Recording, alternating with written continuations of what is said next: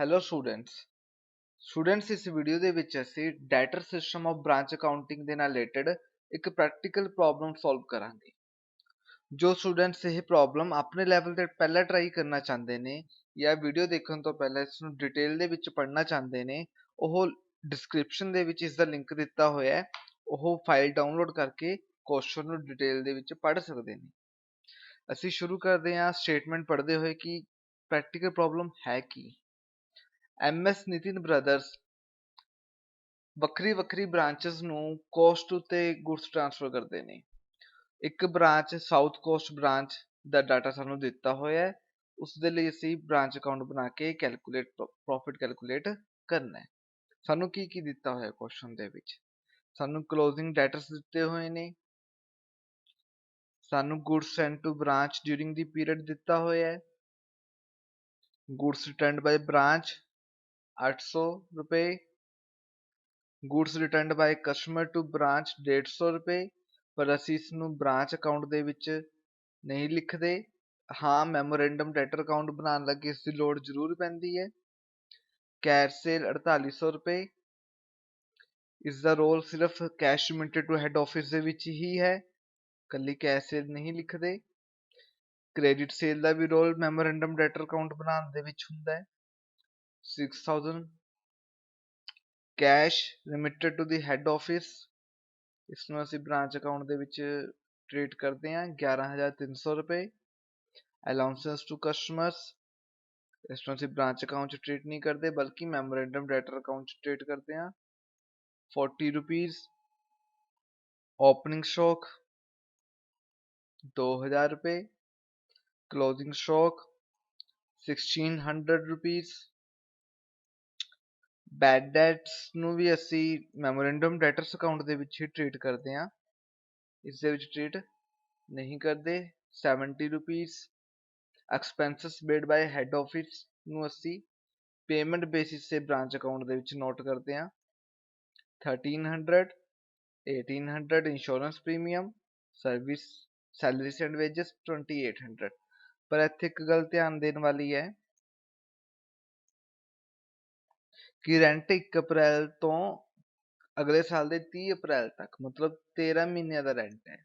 13 months 1300 rent ਹੈ, ਮਤਲਬ 100 ਰੁਪਏ ਪਰ ਮੰਥ ਰੈਂਟ ਹੈ।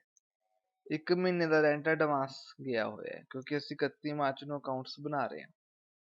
ਠੀਕ ਹੈ, ਤਾਂ 100 ਰੁਪਏ ਦਾ ਪ੍ਰੀਪੇਡ ਰੈਂਟ ਅਸੀਂ ਐਡਵਾਂਸ ਦਿੱਤਾ ਗਿਆ ਰੈਂਟ ਬ੍ਰਾਂਚ ਅਕਾਊਂਟ ਦੇ ਵਿੱਚ ਬ੍ਰਾਂਚ ਐਸਟ ਦੇ ਤੌਰ ਤੇ ਰੈਕੋਗਨਾਈਜ਼ ਕਰਾਂਗੇ।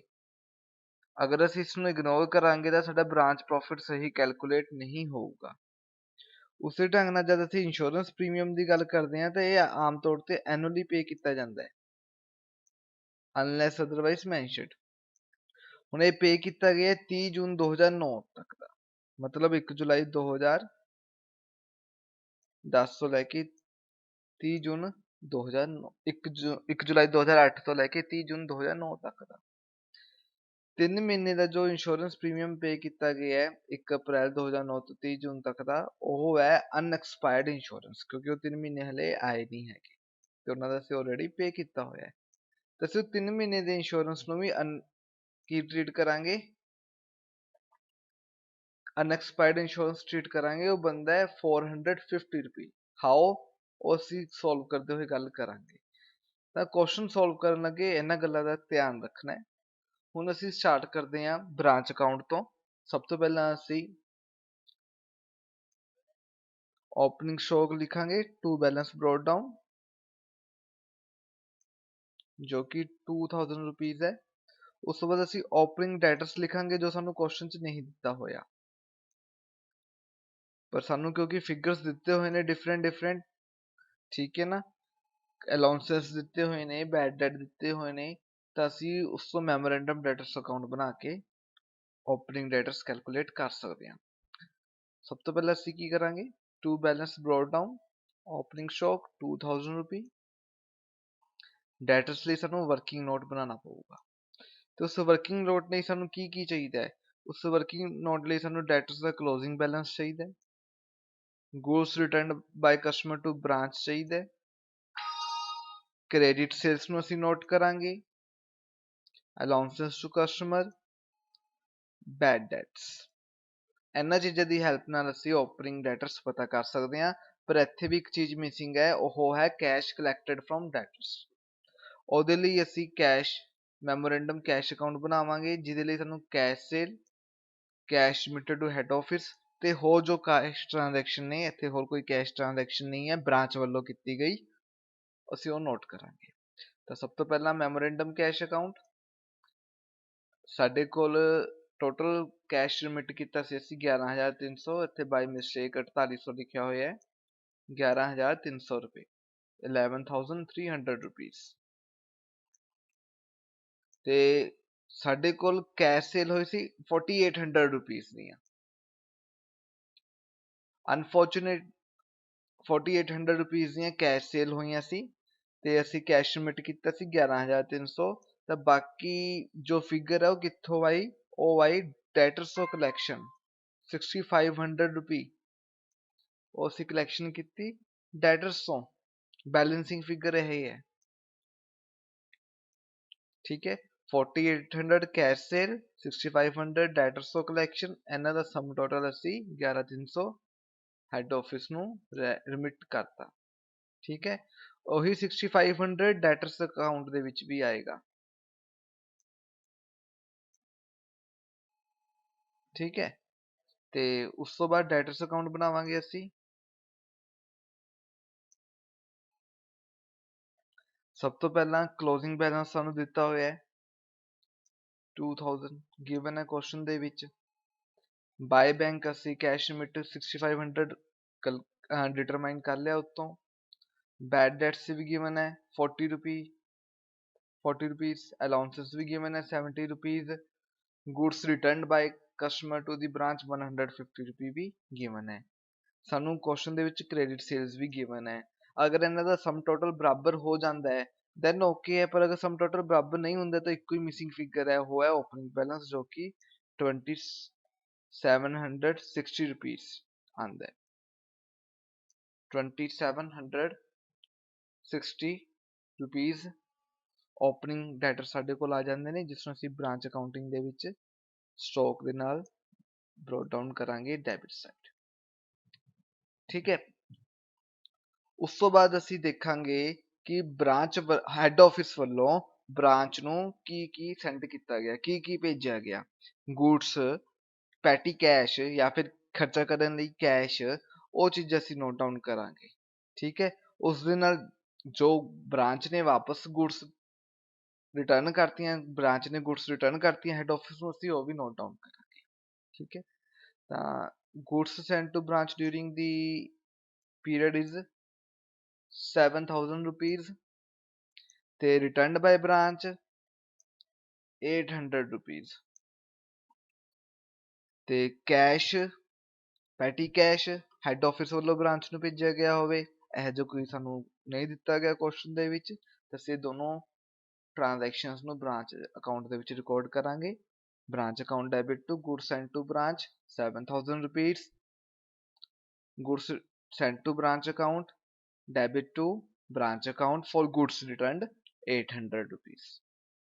ਤਾਂ goods sent to branch account 7,000 rupees by goods sent to branch account for goods returned 800 rupees, ਠੀਕ ਹੈ। ਹੁਣ ਇਹ ਸਾਡੇ ਕੋਲ ਦੋ ਟ੍ਰਾਂਜੈਕਸ਼ਨ ਹੋ ਗਈਆਂ। ਉਸ ਤੋਂ ਬਾਅਦ ਅਸੀਂ ਦੇਖਾਂਗੇ ਕਿ ਬ੍ਰਾਂਚ ਹੈਡ ਆਫਿਸ ਵੱਲੋਂ ਬ੍ਰਾਂਚ ਦੇ ਕਿਹੜੇ ਐਕਸਪੈਂਸਿਸ ਹੈਡ ਆਫਿਸ ਵੱਲੋਂ ਪੇ ਕੀਤੇ ਗਏ ਨੇ, ਤੇ ਪੇਮੈਂਟ ਬੇਸਿਸ ਤੇ ਉਹ ਅਮਾਉਂਟ ਲਿਖਾਂਗੇ ਅਸੀਂ, ਐਕਰੂਵਲ ਬੇਸਿਸ ਤੇ ਉਹ ਅਮਾਉਂਟ ਨਹੀਂ ਨੋਟ ਡਾਊਨ ਕਰਾਂਗੇ।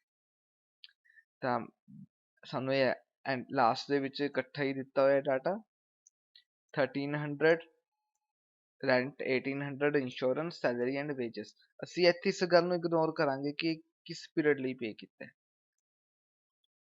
ਆਊਟਸਟੈਂਡਿੰਗ ਪੇ ਕੀਤਾ ਹੈ, ਐਡਵਾਂਸ ਪੇ ਕਰਤਾ, ਇਸ ਚੀਜ਼ ਨੂੰ ਅਸੀਂ ਇੱਥੇ ਇਗਨੋਰ ਕਰਾਂਗੇ। ਅਸੀਂ पेमेंट बेसिस से रिकॉर्ड करना है, इतने की रिकॉर्ड करना है branch account debit to bank, narration की आएगी उसकी for expenses paid by head office, for branch expenses paid by head office. इसमें ਅਸੀਂ ਇਸ ਢੰਗ ਨਾਲ ब्रांच अकाउंट ਦੇ ਵਿੱਚ ਨੋਟ ਕਰਾਂਗੇ। I repeat, on payment basis से। ठीक है, ਹੁਣ ਸਾਡਾ ਦੇਖੋ ਇਹ ਵੀ ਹੋ ਗਿਆ, ਇਹ ਵੀ ਹੋ ਗਿਆ। ਹੁਣ ਅਸੀਂ ਨੋਟ ਡਾਊਨ ਕਰਾਂਗੇ ਕਿ ਕੈਸ਼ ਕਿੰਨਾ ਹੈਡ ਆਫਿਸ ਨੂੰ ਭੇਜਿਆ ਗਿਆ ਬ੍ਰਾਂਚ ਵੱਲੋਂ। Cash ਰਿਮਿਟੈਂਸ to the head office 11,300 ਰੁਪਏ। ਤਾਂ ਉਸਨੂੰ ਅਸੀਂ ਇੱਥੇ ਨੋਟ ਕਰਾਂਗੇ ਬਾਈ ਬੈਂਕ 11,300 ਰੁਪੀਸ। ਉਸ ਤੋਂ ਬਾਅਦ ਸਾਡੇ ਕੋਲ ਗੁड्स ਦਾ ਵੀ ਟ੍ਰੀਟਮੈਂਟ ਹੋ ਗਿਆ, ਜੋ ਅਸੀਂ ਭੇਜੀਆਂ ਸੀ ਬ੍ਰਾਂਚ ਨੂੰ ਤੇ ਬ੍ਰਾਂਚ ਨੇ ਵਾਪਸ ਭੇਜਤੀਆਂ। ਅਸੀਂ ਇਹ ਚੀਜ਼ਾਂ ਦਾ ਟ੍ਰੀਟਮੈਂਟ ਵੀ ਕਰ ਲਿਆ ਜੋ ਮੈਮੋਰੈਂਡਮ ਡੈਟਰ ਅਕਾਊਂਟ ਦੇ ਵਿੱਚ ਆਣੇ ਸੀਗੇ। ਹੁਣ ਰਹਿ ਗਿਆ ਸਾਡੇ ਕੋਲ ਕਲੋਜ਼ਿੰਗ ਬੈਲੈਂਸਿਸ, ਇੱਕ ਤਾਂ ਕਲੋਜ਼ਿੰਗ ਸਟਾਕ ਤੇ ਇੱਕ ਕਲੋਜ਼ਿੰਗ ਡੈਟਰਸ। ਅਸੀਂ ਹੁਣ ਇਹਨਾਂ ਨੂੰ ਨੋਟ ਡਾਊਨ ਕਰਾਂਗੇ। ਕਿਵੇਂ ਨੋਟ ਡਾਊਨ ਕਰਾਂਗੇ? Branch account debit to branch debtors account to branch stock account. ਤੇ ਬ੍ਰਾਂਚ ਅਕਾਊਂਟ ਨੂੰ ਇਸਨੂੰ ਕਿਵੇਂ ਸ਼ੋ ਕਰਾਂਗੇ? ਸੌਰੀ, ਇਹ ਮੈਂ ਗਲਤ ਜਨਰਲ ਐਂਟਰੀ ਮੈਂ ਗਲਤ ਬੋਲ ਗਿਆ। ਇਸਨੂੰ ਅਸੀਂ ਹਲੇ ਬ੍ਰਾਂਚ ਤੋਂ ਬ੍ਰਾਂਚ ਐਸੈਟ ਦੇ ਵਿੱਚ ਟ੍ਰਾਂਸਫਰ ਕਰਨਾ, ਇਸ ਕਰਕੇ ਇਹ ਐਂਟਰੀ ਹੋਊਗੀ branch stock account debit to branch stock account debit branch debtors account debit to branch account. ਤੇ ਬ੍ਰਾਂਚ ਅਕਾਊਂਟ 'ਚ ਅਸੀਂ ਇਸਨੂੰ ਕ੍ਰੈਡਿਟ ਸਾਈਡ ਸ਼ੋ ਕਰਾਂਗੇ। By balance carried on stock 1600 rupees question ਦੇ ਵਿੱਚ ਦਿੱਤਾ ਹੋਇਆ ਹੈ, ਦੇਖੋ। ਤੇ ਡੈਟਰਸ ਵੀ ਸਾਨੂੰ ਕੁਐਸਚਨ ਦੇ ਵਿੱਚ ਦਿੱਤਾ ਹੋਇਆ ਹੈ। ਤੇ ਇਸ ਚੀਜ਼ ਨੂੰ ਅਸੀਂ ਕਿਉਂ ਨੋਟ ਡਾਊਨ ਕੀਤਾ ਹੈ, ਮੈਂ ਤੁਹਾਨੂੰ ਪਹਿਲਾਂ ਦੱਸਿਆ ਕਿ ਇਸ ਚੀਜ਼ ਨੂੰ ਪਹਿਲਾਂ ਤਾਂ ਇਗਨੋਰ ਕੀਤਾ ਗਿਆ ਸੀਗਾ ਪੇਮੈਂਟ ਵੇਲੇ, ਬਟ ਹੁਣ ਅਸੀਂ ਲਾਸਟ ਦੇ ਵਿੱਚ ਇਹਨੂੰ ਜੋ ਐਡਵਾਂਸ ਹੈ ਉਸਨੂੰ ਬ੍ਰਾਂਚ ਐਸੈਟ ਦੇ ਤੌਰ ਤੇ ਕੰਸੀਡਰ ਕਰਾਂਗੇ ਤੇ ਜੋ ਲਾਇਬਿਲਿਟੀ ਹੈ ਉਸਨੂੰ ਅਸੀਂ ਬ੍ਰਾਂਚ ਲਾਇਬਿਲਿਟੀ ਦੇ ਤੌਰ ਤੇ ਕੰਸੀਡਰ ਕਰਾਂਗੇ। ਇਹਦੇ ਲਈ ਅਸੀਂ ਵਰਕਿੰਗ ਨੋਟ ਬਣਾਵਾਂਗੇ ਇਸ ਢੰਗ ਨਾਲ। ਪ੍ਰੀਪੇਡ ਰੈਂਟ ਜੋ ਕਿ 13 ਮਹੀਨਿਆਂ ਦਾ ਪੇ ਕੀਤਾ ਗਿਆ ਹੈ, ਤਾਂ ਜੋ 1 ਮੰਥ ਹੈ ਉਹ ਐਡਵਾਂਸ ਪੇ ਕੀਤਾ ਗਿਆ ਹੈ, ਉਸਨੂੰ ਅਸੀਂ ਬ੍ਰਾਂਚ ਐਸੈਟ ਦੇ ਤੌਰ ਤੇ ਰਿਪਰੈਜ਼ੈਂਟ ਕਰਨਾ ਹੈ ਬ੍ਰਾਂਚ ਅਕਾਊਂਟ ਬਣਾਉਣ ਲੱਗੇ। ਤਾਂ 1 ਮਹੀਨੇ ਦਾ ਰੈਂਟ ਕਿੰਨਾ ਬਣਦਾ ਹੈ? 13 ਮਹੀਨਿਆਂ ਦਾ 1300, ਤਾਂ 1 ਮਹੀਨੇ ਦਾ 100 ਰੁਪੀਸ। ਉਸੀ ਢੰਗ ਨਾਲ ਅਨਐਕਸਪਾਇਰਡ ਇੰਸ਼ੋਰੈਂਸ ਦੀ ਗੱਲ ਕਰਦੇ ਹਾਂ ਅਸੀਂ, ਜੋ ਕਿ ਪੂਰੇ ਸਾਲ ਦਾ 1800 ਰੁਪਏ ਪੇ ਕੀਤਾ ਗਿਆ, 1800 rupees for 12 months as it is paid up to 30th June 2009. The premium paid for 3 months from 1st April to 30th June is unexpired and recognized as branch asset at the end of the accounting period. ਕਿਉਂ ਜੇ ਇਹ 12 ਮਹੀਨਿਆਂ ਦਾ 1800 ਹੈ ਤਾਂ per month 150 ਬਣ ਗਿਆ, ਤੇ 3 ਮਹੀਨਿਆਂ ਦਾ ਕਿੰਨਾ ਬਣ ਗਿਆ ਇਹ ਅਮਾਊਂਟ? 450 ਰੁਪੀਸ। ਤਾਂ ਇਸ ਢੰਗ ਨਾਲ ਅਸੀਂ ਸਾਰੇ ਡਾਟਾ ਜੋ ਮਿਸਿੰਗ ਸੀਗਾ, ਜਿਵੇਂ ਕਿ ਡੈਟਰਸ ਦਾ ਡਾਟਾ ਮਿਸਿੰਗ ਸੀਗਾ, ਇਹ ਵਰਕਿੰਗ ਨੋਟ ਬਣਾ ਕੇ, ਤੋ ਇਹ ਚੀਜ਼ਾਂ ਅਸੀਂ ਵਰਕਿੰਗ ਨੋਟ 2 ਬਣਾ ਕੇ ਮਿਸਿੰਗ ਫਿਗਰਸ ਫਾਈਂਡ ਆਊਟ ਕਰ ਲਏ।